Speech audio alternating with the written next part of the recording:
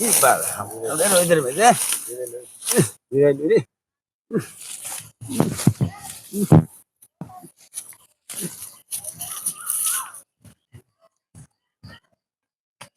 আল্লাহ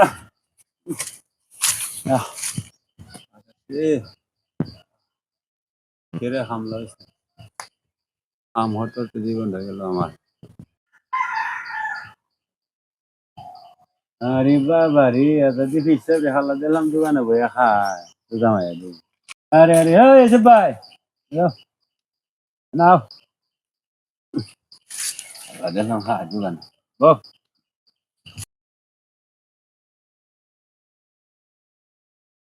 দেখো সাবর ভাই ভালো আছেন নি? ভালো এখানে রোজা মাই দিন একটা খাম রাখছিলাম ও দোকানে খামটা করতেছে খুব কষ্ট আর আর এমনি তো বাজারটা দেন বাজারটা গিয়ে ভাই যে একটা অবস্থা দিয়ে খালি পর্দার ভিতরে কিটা আল্লাহ জানে হ্যাঁ ভাবলাম এখন বাজার যাওয়ান থেকে এই খাম হরণি বালা আর জামাই দি আর কি বলা